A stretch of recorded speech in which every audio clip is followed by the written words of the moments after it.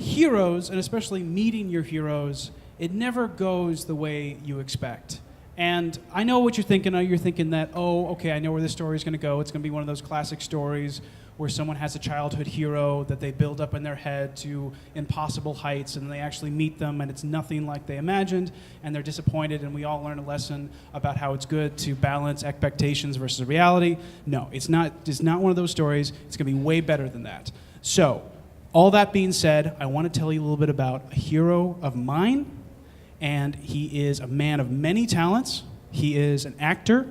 He is a filmmaker. He is a musician. He is a painter. He is an author. He has tried every single artistic medium there is and succeeded in it. I am, of course, talking about Crispin Glover. Now, for those here who are not gloveheads in the room, this man, you probably know him from his most famous role in 1985's Back to the Future, where he played George McFly alongside Michael J. Fox, who played Marty McFly. And let me tell you, Crispin Glover steals every scene that he is in. But I don't just like Crispin Glover, and I don't consider him a hero just because he always plays unique characters and he always elevates every single movie that he's in.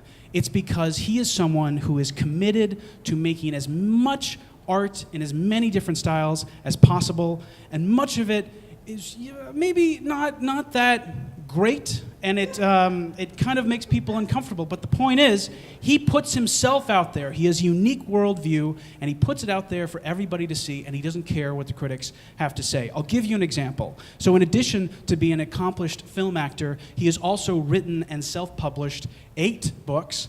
And again, I should point out that these books have really, right, I guess, is kind of is being generous here. There's definitely words in the books, but they're more they're sort of scribbled in the margins around these collages of sort of scrapbook photos from Victorian era medical journals, and they have, really striking titles like Rat Catching, and titles like What Is It? How Is It Done?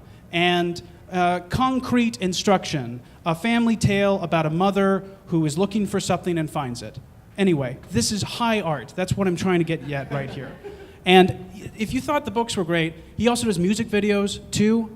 If you have not done so, please go tonight and search on YouTube for his song, Clowny Clown Clown. It's from his 1999 album, which was titled The Big Problem Does Not Equal the solution equals let it be. And again, just to give you a taste of these lyrics, the song starts with, I was walking on the ground, I was not making a sound, I turned around, saw a clown, had a frown, it stood on a mound, barking like a hound. Again, we're talking about poetry here, people. Now, all that being said, when I got the chance to actually meet Crispin Glover in person at a screening of one of his films that he had wrote, directed, and self-financed completely, I, of course, jumped at the chance. And this was at the Egyptian Theater on Hollywood Boulevard. And the film's title was, let's see, what was it called? It was called It's Fine, Everything is Fine. That was all in capital letters. And I'm not going to bother summarizing the movie here. You really have to see it to believe it. All you need to know is that it's 74 minutes long.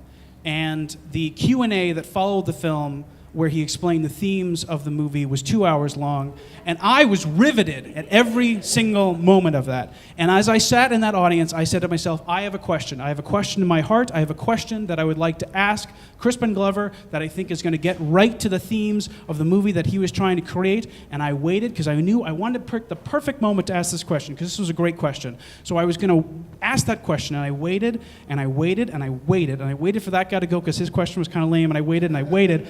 And then, just as I was about to stand up and ask the question, the Q&A ended, and I missed my chance. I was absolutely ashamed of myself. I went home that night feeling so low on myself. So imagine my delight when the very next day, I spotted Crispin Glover at the Gelson's Groceries on Franklin Avenue. You know the one. And I thought to myself, this is a perfect moment. This is a perfect moment to ask him the question that I did not get the chance to ask him last night. It'll be absolutely perfect. I just need to pick the perfect moment to approach him because I don't want to come off as an obsessive weirdo. I'm sure he deals with those kind of people all the time. So I followed him around the store, and I knew I couldn't approach him in the produce section because that would be weird. I wasn't going to interrupt him at the deli because that was going to be rude. I couldn't talk to him in the checkout line. So I picked my moment. I just walked straight at him while he was putting his bags into his car, and it was perfect. And I knew, just based on the look on his face,